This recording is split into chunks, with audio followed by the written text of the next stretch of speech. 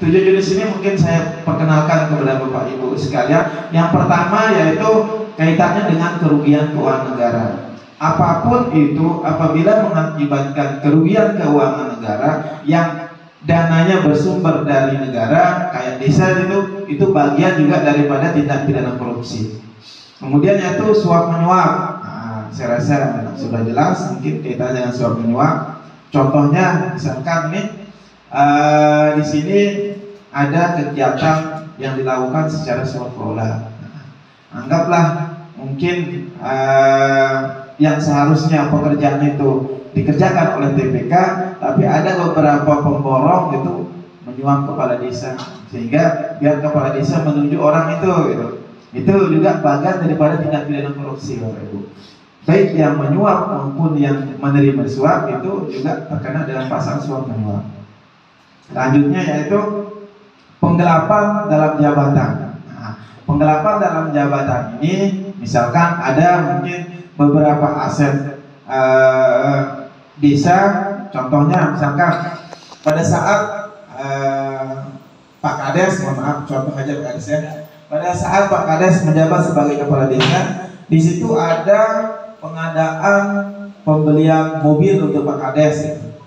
Setelah Pak Kades habis masa jabatannya, mobil itu ternyata dijual sama Pak Kades. Nah, setelah dicek pada saat pelantikan mungkin Kades selanjutnya, setelah dicek ditanyakan di mana mobilnya, ternyata mobilnya sudah tidak ada.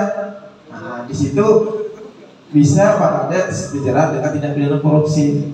Nah, tapi kalau kaitannya dengan misalkan mobil itu hanya titipan dari Pak Mahmud mungkin selaku TPK, Pak Mahmud membeli mobil itu bukan dari hasil desa tapi dari hasil pertanian. Apalagi di sini mungkin Pak Mahmud memelihara sapi banyak uang, kemudian membeli mobil dititipkan ke Pak Kades, kemudian Pak Kades menggelapkan, dipindah tangankan kepada orang lain.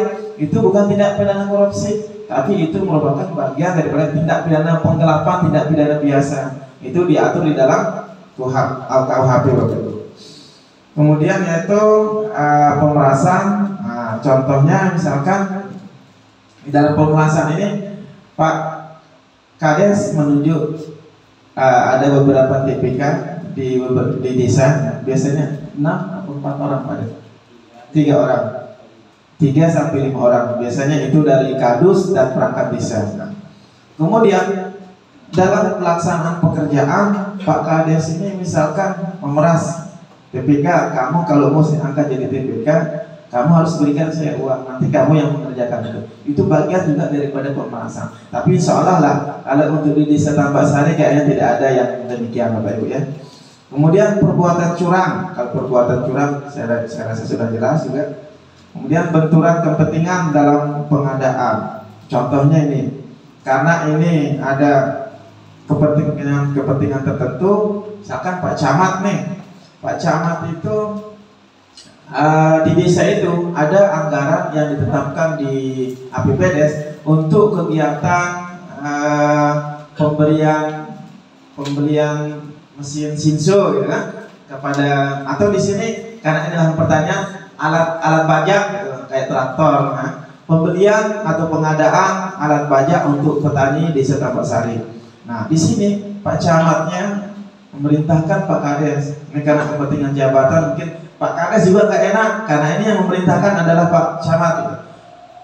Karena kepentingan dalam pengadaan, Pak Camat ini menitipkan ke Pak Kades. Nah, kalau harganya sama gak masalah, tapi ini anggaplah mesin traktor itu harganya 5 juta atau 25 juta. Nah, Pak Camatnya koordinasi dengan Pak Kades, harga traktor ini 20 sampai dengan 30 juta. Berarti di situ ada selisih harga. Nah, ketika ada selisih seperti ini, maka ini juga bagian daripada tindak pidana korupsi, Bapak Ibu sekalian.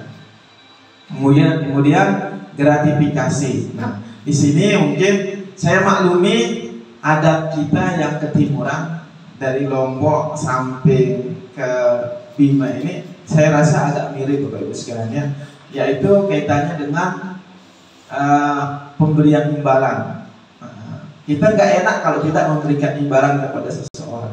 Nah, ini bagian daripada tindak pidana korupsi. Contohnya Pak Kades mau pergi ngecek anaknya yang kuliah di Mataram gitu, tapi Pak Kades pakai pesawat lewat Bandara Sekongkang atau di Bandara Sumbawa. Pada saat mau berangkat itu, Pak Kades minta diberikan tiket sama rekanan gitu. Rekanan itu mungkin dari TPKK atau dari pemborong dan sebagainya.